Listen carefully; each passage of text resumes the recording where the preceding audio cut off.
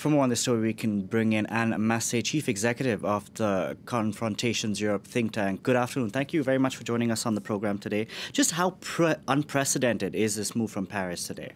Well, it is unprecedented. Since the Second World War, we haven't seen such tense tensions. And this has just happened since the populist government has come to power in Italy. Typically, and it has been mentioned, there is some form of fight between the two movements in power today in Italy within the governments. On the one side, the extremists, the Liga, from Matteo Salvini, who really existed politically.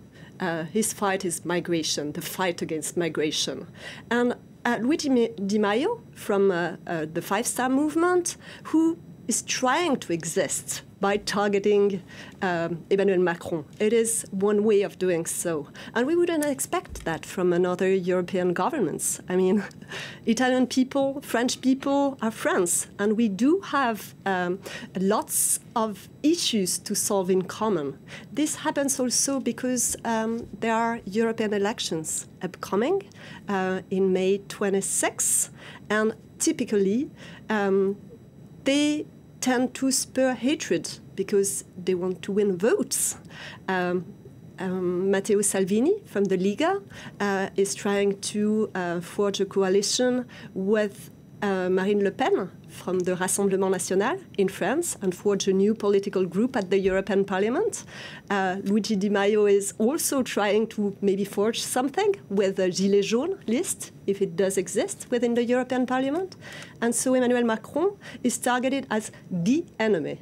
I think an interesting point the correspondent Seema Gupta brought up was Emmanuel Macron hasn't really responded to all these things, saying his point of reference, his person of reference is Giuseppe Conte, Italy's prime minister. Mm-hmm. But Luigi Di Maio is not nobody in Italy. He is the deputy prime minister. Mm-hmm. Yeah, sure, but to a large extent, we don't expect that from the European governments. But it's happening now. Yeah, it's happening now. But there are things that we need to solve. For example, migrations. Even though this is a key element that populist governments are putting at the top of the European agenda. Obviously, fear. Typically, they don't want to solve it the same way. For instance, Matteo Salvini says, look, we cannot take it all.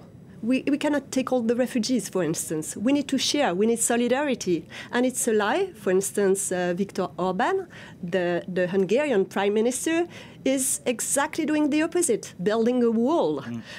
So I think it makes sense that the French president doesn't really delve into this kind of accusations and so on. What we need to do is fight for a better Europe, cooperate, and, for instance, being able to develop a common European asylum policy, what we haven't been able to do so far. For instance, we haven't been able to show solidarity to countries of first entry, who are the ones who take all the burden of analyzing whether there are political refugees that we have to welcome and integrate in Europe because they are fleeing persecution.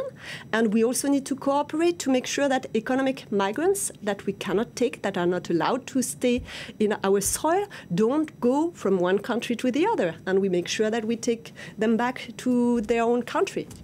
And Macey, we're going to have to leave it there. It's a very fascinating story indeed. Thank you very much for that. My pleasure.